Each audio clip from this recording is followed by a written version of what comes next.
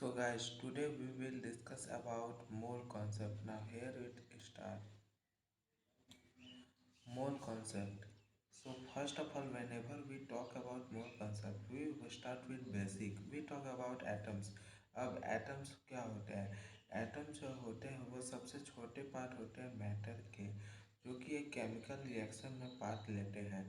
और अगर इसका एग्जांपल की बात करें तो जैसे ऑक्सीजन, हाइड्रोजन, नाइट्रोजन, आयरन, बहुत सारे इसका एग्जांपल है जो कि एलिमेंट जितने हैं वो सारे एटम्स होते हैं। अगर अब मॉलिक्यूल्स की बात करें तो मॉलिक्यूल्स वैसे एलिमेंट के ही टाइप होते हैं जो कि इंडिपेंडेंटली एग्जिस्ट करते हैं। इनका चार्ज देखिए जीरो होता है, जिसका भी चार्ज जीरो होता है वो मॉलिक्यूल्स होते हैं ना। अगर बात करें एटॉमिक मास के बारे में तो एटॉमिक मास क्या होता है? तो एटॉमिक मास होता है, एक रेफरेंस लिया गया जब बहुत पुराने समय में बात किया जा रहा था।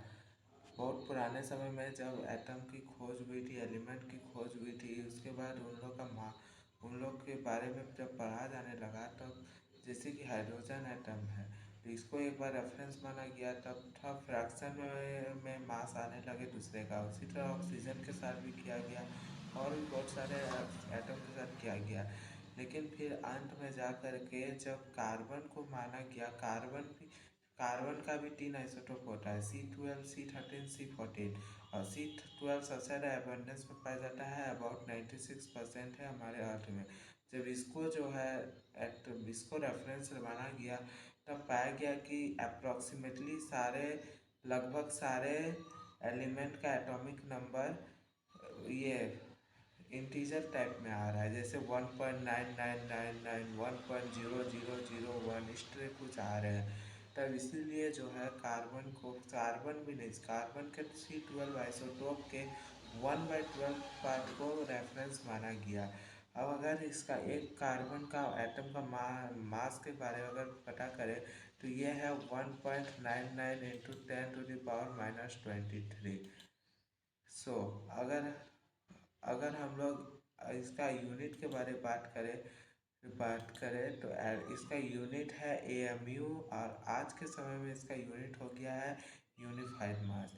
तो इसका वैल्यू है 1.66 इंटू 10⁻⁻24 ग्राम। सो अगर बात करें एटॉमिक मास नंबर के बारे में, सो चलिए अब उसके बारे में बात करते हैं। चलिए बात करते हैं एटॉमिक मास के बारे में। तो बात हम लोग ने कर दी है, अब एटॉमिक मास नंबर के बारे में ये बताता है कि कोई भी एटम कितना भारी है रेफरेंस से। जैसे कि हाइड्रोजन का वैल्यू होता है 1U, यानी कि ये 1 गुना भारी है रेफरेंस से। ऑक्सीजन का होता है 8U, तो ये 8 गुना भारी है रेफरेंस से। और O2 ऑक्सीजन गैस की बात करें तो वो होते हैं 16U। ये एटम नहीं है लेकिन मॉलिक्यूल है।